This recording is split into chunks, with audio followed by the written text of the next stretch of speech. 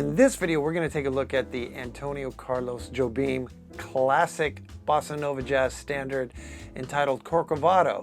It is also called Quiet Nights of Quiet Stars or Quiet Nights.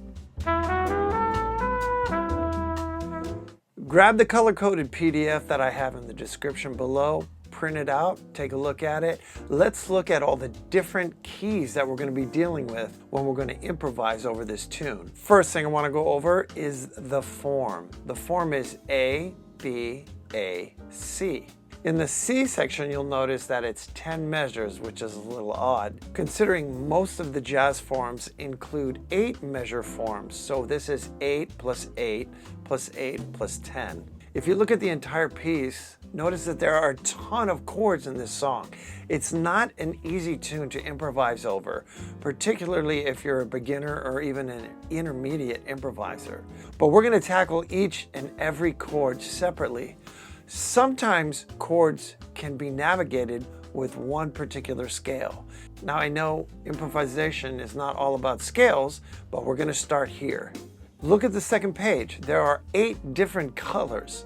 We're going to deal with the first color, and that is green. Anytime you see green, that's going to represent the key of A major. Now, since we're trumpet players, most of us, we're going to be playing up a step. So remember, the concert pitch is going to be one whole step lower than what you see here. So the first chord is B minor 6. Now, what is the 6 in a minor chord? The 6 is a major interval. In this case, G sharp. We're going to be using the A major scale or the B Dorian minor scale. A has 3 sharps, so instead of playing A to A, we're going to think B to B with 3 sharps. Now you can see that there are a few bars we're going to be using that are in this green A major key. The second chord is B flat diminished. Now the scale we use to improvise over diminished chords are the whole step, half step diminished scale. And that is represented here by the yellow box. Since the form is A, B, A, C, you're gonna see that B flat diminished scale and chord twice, both in the A section. Then we have A minor 7 to D7. Well, that's a 2-5 in the key of G. It is a delayed 2-5-1 here because we are using the G diminished chord before we get to the 1 G major, and that is designated here in light blue, or the key of G. That G diminished chord is represented by a light purple, and that is also the half step, whole step diminished scale. Now the B flat diminished scale and the G diminished scale contain the same exact notes, but I put a different color here because when you play it from the root G as opposed from B flat, it feels and it sounds different, although it contains the same exact notes. Now let's look at the B section. We have a 2-5 in the key of F, but it is not a 2-5-1 because the third chord is not a 1, it's an F sharp minor 7. So it's a 2-5, and we have it here in the color of red. But over the 2 and the 5, you can just use the F major scale. Over the F sharp minor 7, for simplicity's sake, I'm going to have you use the F sharp Phrygian scale, which is the third mode of the D major scale. So it includes the same notes as D major. Following that is the B7 flat 13 chord. It's a dominant chord with a flat 13. In this case, the flat 13 is G natural.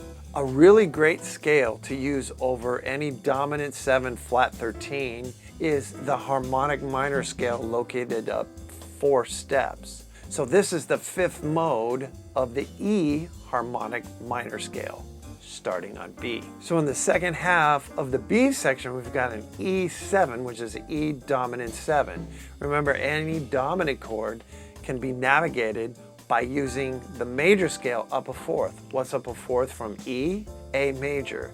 So E to E, 3 sharps, same key as A major. After that, we have a 2-5 in the key of D in this blue section. The key of D has 2 sharps, so we're going to use the D major notes to navigate through the E minor 7 and the A7. Then it goes back to the A section, which we've already gone over. Now we're going to tackle the C section. The first chord of the C section is G minor 7, so we're going to use Dorian minor and just use the same notes as the F major scale. G is the second mode of the F major scale, followed by C7 sharp 11.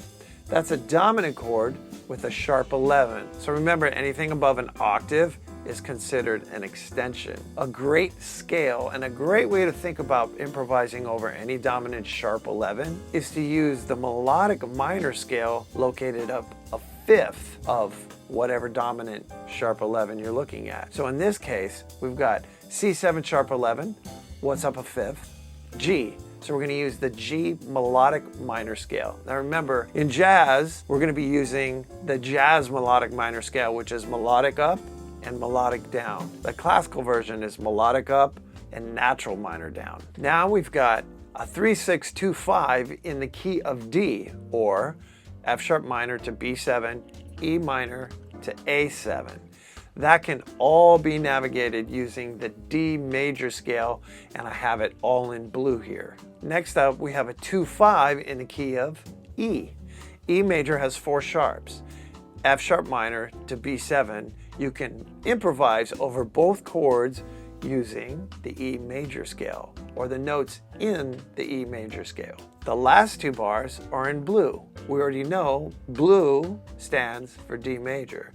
We have a 2-5 in the key of D.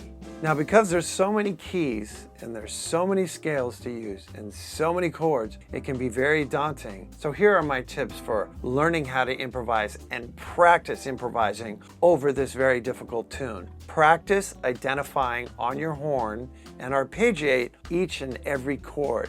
If you can identify the chord, play it on your horn, bam, just by looking at it, you are doing really well. It is not an easy thing to do. Also, I would recommend not looking at the actual notes of the chord.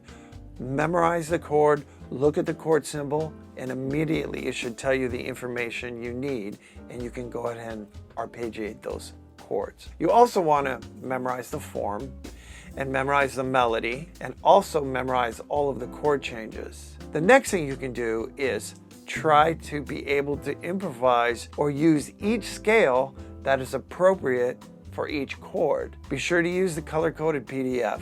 The other thing you can do is just do one section at a time. If you learn the A section, you've already learned 50% of the tune. Have fun with this, go slow. It is very difficult. People don't tell you that, but that's okay. One step at a time. I hope you enjoyed this video tutorial, and I will catch you in the next one.